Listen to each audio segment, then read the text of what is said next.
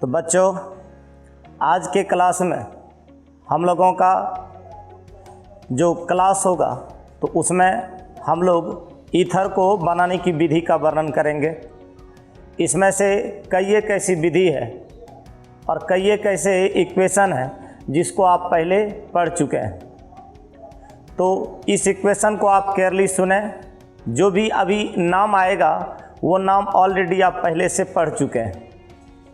तो अभी के बाद से जितना इक्वेशन आपका आएगा उसमें से कुछ परसेंट को छोड़कर ज़्यादातर ऐसा रिएक्शन आएगा जिसमें सभी नाम को आप अच्छी तरह से जानते हैं। तो अभी के रिएक्शन को देखा जाए तो डाई एथिल ईथर को बनाने की विधि को हम लोग पढ़ेंगे। डाई एथिल ईथर को बनाने की विधि, preparation of diethyl ether. Preparation of diethyl ether में सबसे पहले हो जाएगा आपका प्रयोगशाला विधि, लैब प्रोसेस। और इस रिएक्शन को आप देख चुके हैं, जो रिएक्शन अभी आपके सामने में। तो प्रयोगशाला में डाई एथिल ईथर कैसे बनाया जाएगा? How can we prepare diethyl ether in lab? तो डाई एथिल ईथर बनाने के लिए अधिक मात्रा में एथिल अल्कोहल लिया जाता है, ज़्यादा मात्रा में एथिल अल्कोहल लेता है और उसके बाद सांद्र सल्फ्यूरिक अम्ल। दोनों का सूत्र आप जानते हैं, रिएक्शन अपने से भी करवा सकते हैं। और इसको 413 केल्विन तक गर्म किया जाता है। ये लास्ट स्टेज है। अभिक्रिया 2 चरण में होता है। यह अभिक्रिया 2 स्टेप में होता है।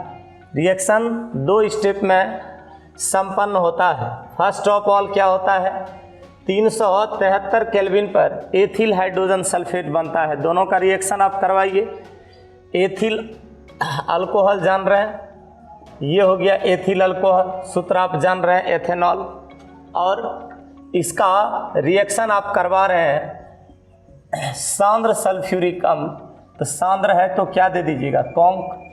फर्स्ट स्टेप का गप लीजिए। तो फर्स्ट स्टेप में क्या होता है? टेम्परेचर रखा जाता है 373 केल्विन। और इस 373 केल्विन पर क्या बनता है? इस 373 केल्विन पर बनता है एथिल हाइड्रोजन सल्फेट। तो एथिल जान रहे हैं, ये हो गया एथिल। हाइड्रोजन जान रहे हैं, सल्फेट जान रहे हैं, ये हो गया एथिल हाइड्रोजन सल्फेट। एक्स्ट्रा आपका क्या बन सकता है? जल। ये हो गया आपका एथिल हाइड्रोजन सल्फेट। यहाँ से एथिल, इसका OH चेक कर लीजिए, इससे एक H ले लीजिए। H और OH आपका H2O हो जाएगा। यहाँ पर क्या बच जाएगा? HSO4। अब क्या होगा? एथिल अल्कोहल का मात्रा ज़्यादा लिया गया है, एथिल अल्कोहल का मात्रा अधिक लिया गया है। तो एथिल अल्कोहल से फिर रिएक्शन आप करवा दीजिए एथिल हाइड्रोजन सल्फेट का। तो एथिल हाइड्रोजन सल्फेट आपके सामने में है, ये हुआ एथिल हाइड्रोजन सल्फेट। इसका आप रिएक्शन किससे करवाइएगा? एथिल अल्कोहल से। इसकी ज़्यादा मात्रा है। ये सब रिएक्शन ऐसे आप प्रीवियस क्लास में पढ़ चुके हैं। तो ये जो होगा कब होगा? 413 केल्विन ताप पर। और क्या बनाता है? डाई एथिल ईथर या इथॉक्सी इथेन। ये सब चीज़ आप ऑलरेडी पहले पढ़ चुके हैं, इसमें कुछ नया चीज़ नहीं। डाई एथिल ईथर बनता है। देखिए, यहाँ एथिल, यहाँ एथिल, O लीजिएगा तो आपका क्या बच जाएगा? H2SO4। तो साइड प्रोडक्ट यहाँ पर क्या होगा? H2SO4। ये हो गया प्रयोगशाला में डाई एथिल ईथर बनाने के लिए समीकरण। अब जो समीकरण अभी आपके सामने में है, जो समीकरण आपके सामने में है, तो अभी आपने तुरंत देखा कि अभिक्रिया में 2 पद ने भाग लिया और अभिक्रिया का सांद्रण दोनों के सांद्रण पर डिपेंड करेगा। किस पर? किस पर? तो सल्फ्यूरिक अम्ल देख रहे हैं आप और एथिल अल्कोहल देख रहे हैं। इसलिए इस रिएक्शन को क्या बोला जाता है? SN2। SN2 मतलब हो गया द्विआण्विक नाभिक स्नेही प्रतिस्थापन अभिक्रिया। इसका मतलब ये आपका एग्जाम्पल है, द्विआण्विक नाभिक स्नेही प्रतिस्थापन अभिक्रिया। द्विआण्विक नाभिक स्नेही प्रतिस्थापन अभिक्रिया का ये क्या है एग्जाम्पल। SN2 आप इसको क्या बोल सकते हैं, बाई मॉलिक्यूलर न्यूक्लियोफाइल सब्स्टिट्यूशनल रिएक्शन का ये आपका क्या है एग्जाम्पल है। शॉर्ट में आप क्या बोलते हैं SN2। ये SN2 का एक एग्जाम्पल हुआ। SN1 और SN2 एग्जाम के दृष्टिकोण से इम्पोर्टेंट भी है, इसलिए आपको SN2 और SN1 को देख लेना है। अब देखिए एथिल अल्कोहल के वाष्प को, ऐसा सब प्रश्न प्रायः आपको व्हाट हैपेंस व्हेन में होता है, पूछा जाता है। क्या होता है जब में ऐसे प्रश्न पूछे जाते हैं। अल्कोहल के वाष्प। अब अल्कोहल का सूत्र आप जान रहे हैं, यहाँ पर alcohol in the sense ethyl alcohol या एथेनॉल वेपर स्टेज में है, तो आप यहाँ पर क्या लिख सकते हैं, वेपर। निर्जल एल्यूमिना, ये आपका इसके ऊपर इसको क्या किया जाता है, प्रवाहित किया जाता है, फ्लो किया जाता है अनहाइड्रस।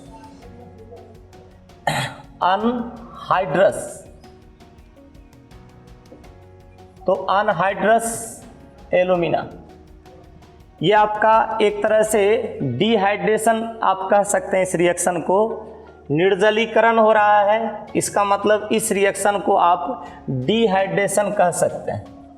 इसको डिहाइड्रेशन कह सकते हैं, जिसको आप हिंदी में क्या बोलते हैं, निर्जलीकरण। जिसको हिंदी में आप बोलते हैं निर्जलीकरण, तो ये डिहाइड्रेशन।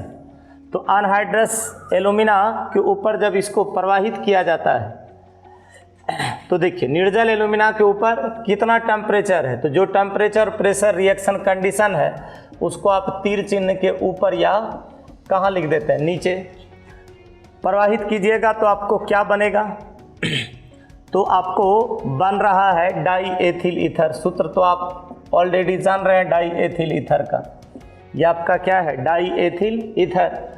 इसको अगर 2 से गुना करते हैं तो ये 2 गो ईथर हो गया, ये 2 एथिल हो गया O, और यहाँ पर आपका एक O है, तो साइड प्रोडक्ट आपका क्या बन सकता है, साइड प्रोडक्ट आपका बन सकता है H2O।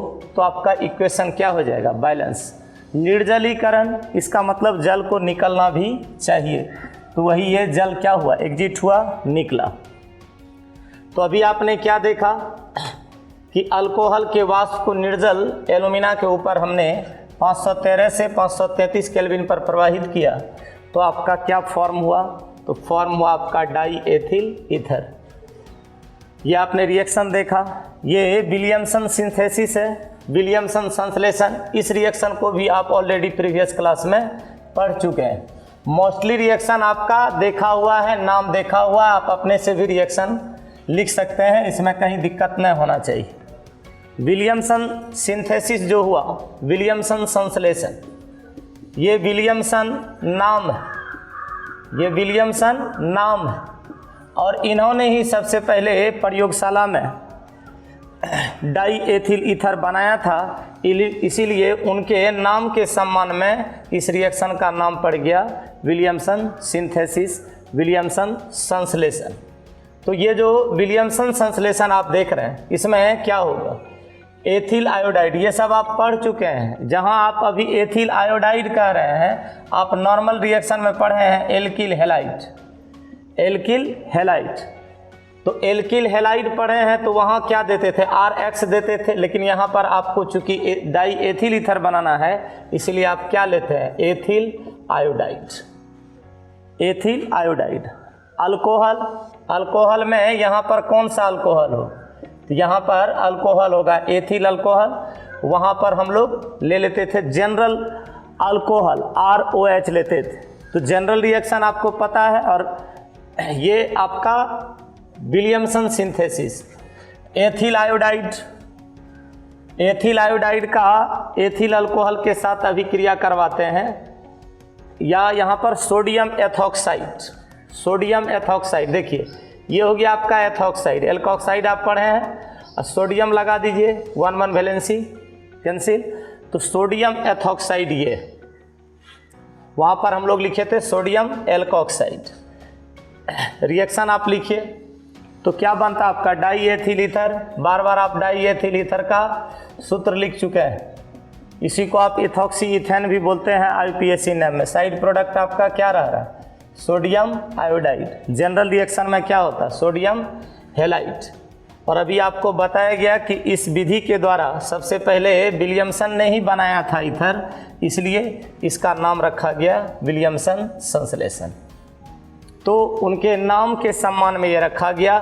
जनरल रिएक्शन आप पढ़ चुके हैं, एल्किल हेलाइड, यहाँ पर पढ़ते थे सोडियम एल्कोक्साइड, सोडियम एल्कोक्साइड। अब क्या कीजिएगा, एथिल आयोडाइड को शुष्क सिल्वर ऑक्साइड, शुष्क सिल्वर ऑक्साइड। अब आप दोनों का फार्मूला जान रहे हैं, एथिल आयोडाइड हुआ, एथिल आयोडाइड का भी तुरंत सूत्र आपने लिखा ही था। सिल्वर ऑक्साइड है, ये हो गया सिल्वर, ये हो गया ऑक्साइड, इसका वैलेंसी 2, इसका वैलेंसी 1, ये हो गया सिल्वर ऑक्साइड। ये कौन स्टेज में है, तो ड्राई। एथिल आयोडाइड को शुष्क सिल्वर ऑक्साइड के साथ क्या किया जाता है, गर्म। गर्म के लिए कौन सा साइन दे देंगे, तो डेल्टा। गर्म किया जाता है तो आपका क्या बनता है, ईथर। ईथर आप जान ही रहे हैं ऑलरेडी, ईथर आप कई एक बार फार्मूला लिख चुके हैं। ये क्या हो गया, die ethyl ether. Side product आपका क्या बचता है, यहाँ Ag है, यहाँ I है, दोनों का वैलेंसी 1, तो क्या हो जाएगा, सिल्वर आयोडाइड। बैलेंस करने के लिए आप 2 से गुना कर सकते हैं, तो बैलेंस आप अपने से किसी इक्वेशन को निश्चित रूप से करते रहें।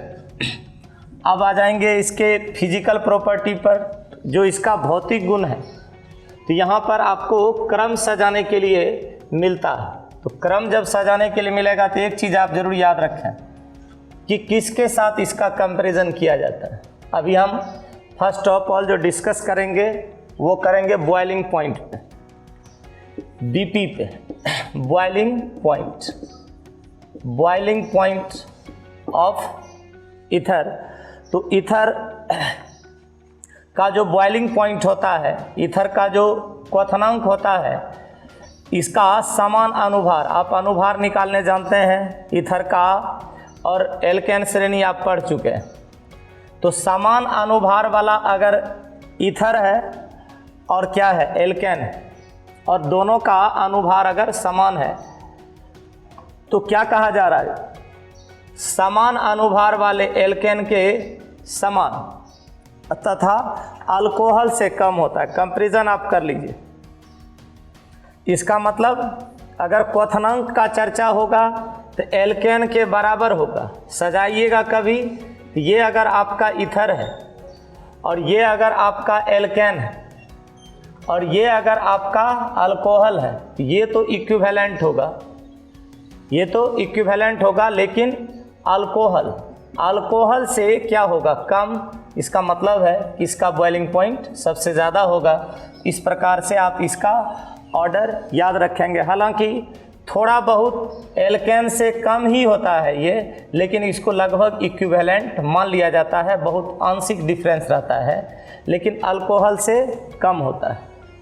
वजह, तो वजह क्या है, क्यों कम होता है, तो ईथर के अणुओं के बीच में आपने सुना होगा और आपको बताया भी गया होगा कि अल्कोहल में हाइड्रोजन बॉन्ड पाया जाता है, अंतराण्विक hydrogen bond, intermolecular hydrogen bond पाया जाता है, जो कि ईथर में नहीं पाया जाता है। और ये वजह है कि ईथर का जो रिएक्टिविटी है वह बहुत कम है, इसीलिए ये ज़्यादा प्रोडक्ट तो नहीं बनाता है, लेकिन एक अच्छा सॉल्वेंट के रूप में इसका इस्तेमाल किया जाता है, एक अच्छे विलायक के रूप में इसका प्रयोग किया जाता है। तो अभी आप क्वथनांक का चर्चा कर रहे थे कि अल्कोहल की तुलना में क्या हुआ, कम। थोड़ा सा अगर सॉल्युबिलिटी पे जाइएगा, सॉल्युबिलिटी इन द सेंस विलेयता, विलेयता पे जाइएगा तो समान अनुभार वाले, अनुभार आप निकालने जानते हैं, सभी के परमाणु भार को, जितना परमाणु है सबको जोड़ देते हैं तो अनुभार निकलता है। तो समान अनुभार वाला जो आपका ईथर है और अल्कोहल जल में विलेयता समान होता है। जल में विलेयता समान होता है किसका किसका, ईथर का और अल्कोहल का किस कंडीशन में, जब दोनों का अनुभार क्या हो, समान हो। अब थंब का नियम क्या है, अकॉर्डिंग टू थम्स रूल, ये थम्स केमिस्ट का नाम है, थम्स रूल।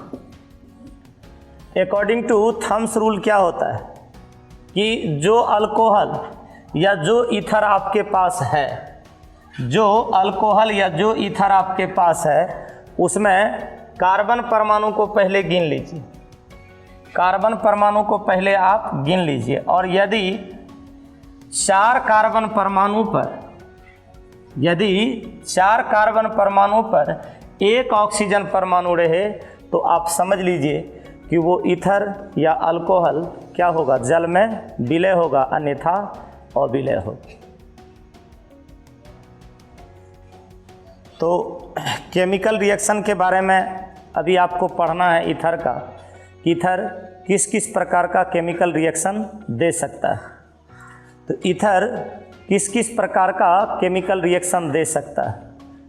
और आपने अभी तुरंत सुना कि ईथर बहुत अधिक क्रियाशील नहीं होता है, ये कम क्रियाशील होता है, लेकिन ये एक अच्छा विलायक का कार्य करता है, एक अच्छा सॉल्वेंट का वर्क करता है। तो आप ये देखिए कि ये ईथर कौन कौन सा केमिकल रिएक्शन दे सकता है। एल्किल समूह के कारण प्रतिस्थापन अभिक्रिया, substitution reaction due to alkyl groups. आपको पता है कि ईथर में 2 एल्किल ग्रुप मौजूद रहता है, चाहे वह एक जैसा रहे या वह क्या रहे, भिन्न भिन्न रहे। आपने समान ईथर मतलब सरल ईथर और मिश्रित ईथर के बारे में आपने पढ़ा है प्रीवियस क्लास में, तो आपको ये पता होगा कि ईथर में एल्किल समूह रहता है। एल्किल समूह के कारण प्रतिस्थापन अभिक्रियाएं, substitution reaction due to alkyl groups, substitution reaction due to alkyl groups. और इसमें आप क्या देखिएगा, इसमें अभी आप देखिएगा हैलोजनीकरण, इसमें आप देखिएगा हैलोजनीकरण, हैलोजिनेशन, हैलोजनीकरण आप इसमें देखिएगा। हैलोजन के साथ अभी क्या होगा, अभिक्रिया हैलोजिनेशन। तो जब सूर्य प्रकाश नहीं रहेगा, जब अंधेरा रहेगा, डार्क रहेगा, तो डार्क सिचुएशन में क्या होगा कि डाई एथिल ईथर क्लोरीन से अभिक्रिया करेगा, रिएक्ट करेगा और आपका क्या बनाएगा, 1,1 dichloro die ethyl ether form करेगा।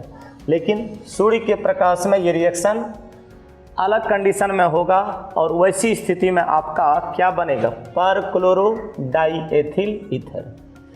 तो पर क्लोरो डाई एथिल ईथर बनेगा आपका कब, जब आपका सनलाइट रहेगा तो उसके प्रेजेंस में बनेगा, और जब आपका डार्क रहेगा, अंधेरा रहेगा, तो 1,1 डाईक्लोरो डाई एथिल ईथर बनेगा। रिएक्शन को आप देख सकते हैं, ये आपका क्या है, एथिल डाई एथिल ईथर। और ये किससे अभिक्रिया कर रहा है, क्लोरीन से, क्लोरीन से अभिक्रिया कर रहा है कब, अंधेरे में, डार्क सिचुएशन में। तो आप इस रिएक्शन को अगर तोड़ के लिखें तो यहाँ पर आपका CH2 आएगा। तो अगर आप एक H को हटा के एक Cl लगा लें, एक H को हटा के एक Cl लगाएं, या लास्टली आप भी लगा सकते हैं, कोई दिक्कत नहीं है, यहाँ भी लगा सकते हैं। एक H को हटा के एक Cl लगा लिया, एक कंडीशन में एक Cl बचा, एक इसका H यहाँ क्या बना लेगा, HCl। एक रिएक्शन को और ले लीजिए जो आपका बना, सेकेंड स्टेप लीजिए। सेकेंड स्टेप जो आपका है उसको पहले उतार लीजिए। देखिए यहाँ आप हमेशा दिमाग में रखेंगे कि हाइड्रोजन का बॉन्ड पूरा होना चाहिए, कहीं ऐसा नहीं हो कि 5 बॉन्ड पूरा हो जाए। तो आप केयर निश्चित रूप से हाइड्रोजन को अपने हिसाब से कर लेंगे।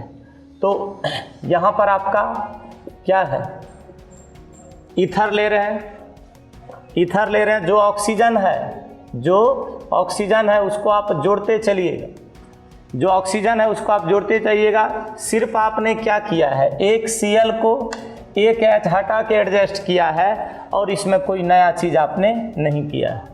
यहाँ का एक Cl, यहाँ का एक H हटा के आपने उसको अटैच कर दिया है। अब वही चीज़ लीजिए जो वहाँ आपने बनाया है, तो वहाँ जो आपने बनाया है क्या है, Cl, इसका फिर किससे करवा दीजिए रिएक्शन, Cl2 से। कंडीशन सेम है, बस अब क्या होगा, एक H को और हटाना, एक H को और हटाना, एक H हटा दिए यहाँ से, और जो आपके पास है उसको फिर से आप क्या कीजिए, लिख लीजिए। देखिए 1 कंडीशन पर ही आया, यहाँ पर आपका क्या फॉर्म हो जाएगा, यहाँ पर फॉर्म हो जाएगा HCl। तो इस प्रकार के रिएक्शन को आप आराम से लिख सकते हैं।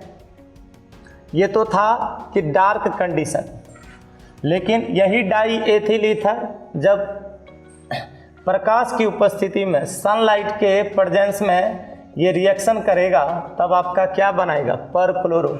इसका मतलब आप हाइड्रोजन को हटा के उसके जगह पर किसको दे दीजिए, उसके जगह पर क्लोरीन को दे दीजिए। तो यहाँ जैसे मान लीजिए C2 है और आपका 5 हाइड्रोजन है, तो यहाँ पर आप 5 क्या ले लीजिए, Cl, ऐसे। उसके बाद यहाँ पर आप देख लीजिए 5 हाइड्रोजन है, तो 5 हाइड्रोजन को हटा के यहाँ पर क्या लीजिए, 5 Cl। तो हाइड्रोजन को डिस्प्लेस कर दिए। अब हाइड्रोजन को यहाँ पर से आपने क्या कर दिया, डिस्प्लेस, और आपका बच क्या जाता है, तो हाइड्रोजन और Cl आप बैलेंस करने के लिए तो क्या कर सकते हैं, यहाँ पर एक कंपाउंड बना सकते हैं, क्या, HCl। अब HCl अगर उधर फॉर्म होता है तो बैलेंस करने के लिए आप क्या कीजिएगा, देखिए 10 क्लोरीन उधर है, तो अगर इसको 5 से मल्टीप्लाई करते हैं तो क्लोरीन तो आपका बैलेंस हो जाएगा। हाइड्रोजन आपका 10 है, हाइड्रोजन आपका 10 है, तो देखिए अगर इसको 10 से करते हैं तो हाइड्रोजन को कवर करने के लिए, हाइड्रोजन को कवर करने के लिए आपको क्लोरीन वहाँ भी 10 बढ़ गया, तो यहाँ पर क्या ले लीजिएगा, 10। इस प्रकार से आपका इक्वेशन बैलेंस हो जाएगा। और इस इक्वेशन को आप अपने से भी क्या कर सकते हैं, बैलेंस कर सकते हैं। तो इक्वेशन को आप बैलेंस करते रहें।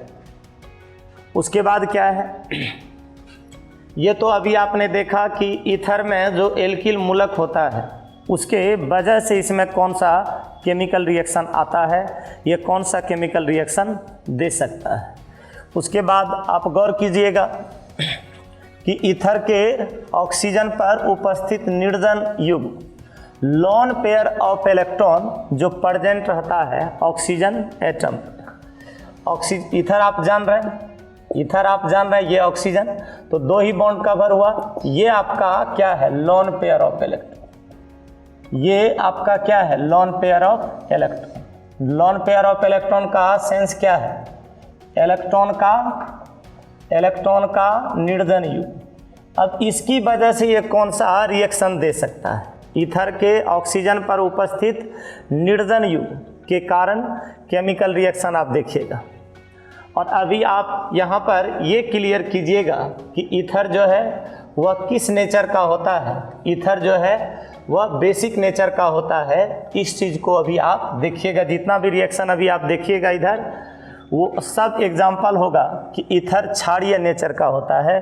ईथर का बेसिक प्रॉपर्टी आप देखिए, तो ये प्रबल खनिज अम्ल, स्ट्रॉन्ग जो मिनरल एसिड होता है, जैसे HCl है, H2SO4 है, इस प्रकार का। तो स्ट्रॉन्ग मिनरल एसिड के साथ जब रिएक्ट करेगा तो ऑक्सीनियम लवण बनाएगा, ये ऑलवेज ऑक्सीनियम लवण फॉर्म करेगा।